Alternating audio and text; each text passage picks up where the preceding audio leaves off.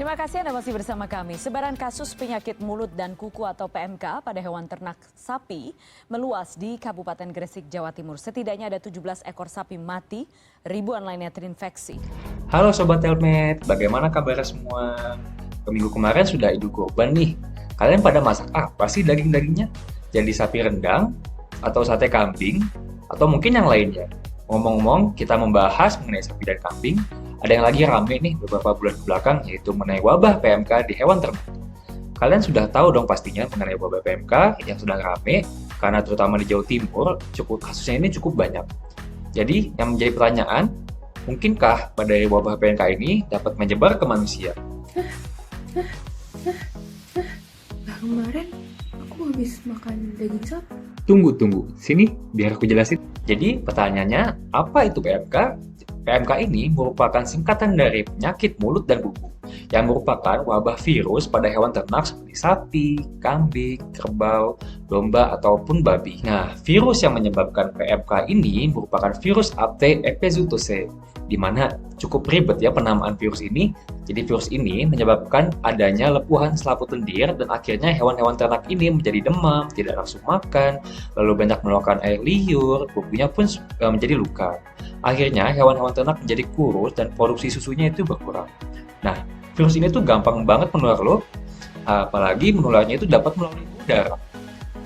Kok serem? Tapi bisa nggak sih untuk virus ini menular dari hewan ke manusia? Jadi penyakit wabah PMK pada hewan ini berbeda loh ya dengan sebutan yang lagi rame juga atau namanya HFMD, yaitu penyakit pada kaki, mulut, dan tangan atau mood disease yang menyerang pada manusia.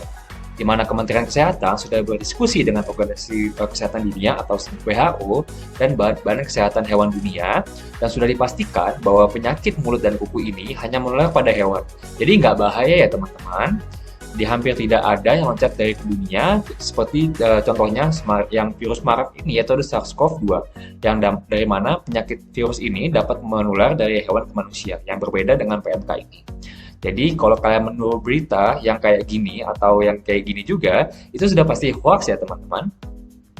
Nah, terus apakah daging yang terkena wabah PMK ini boleh dimakan?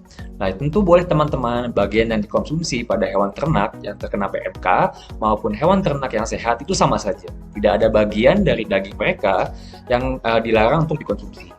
Jadi kalau ada surat edaran Menteri Pertanian tentang pemotongan hewan di daerah wabah atau tertular PMK, mengatur agar bagian-bagian sapi yang dipotong seperti kepala, lalu bagian kaki, daerah kuku, lalu ada jeroan, tulang, dan butut di daerah wabah untuk direbus dalam air yang mendidih minimal 30 menit. Itu digunanya untuk sebagai virusnya tidak mencemari lingkungan dan akan menularkan ke hewan lain. Jadi tidak akan menular ke manusia. Nah, jadi kita tidak perlu lagi takut untuk makan daging sapi ataupun kambing ya teman-teman yang lagi rame ini. Jadi mungkin kalau kalian ada yang mau tanyakan, silahkan untuk komen di kolom bawah. Mungkin sekian untuk pembahasan di PMK kali ini. Terima kasih.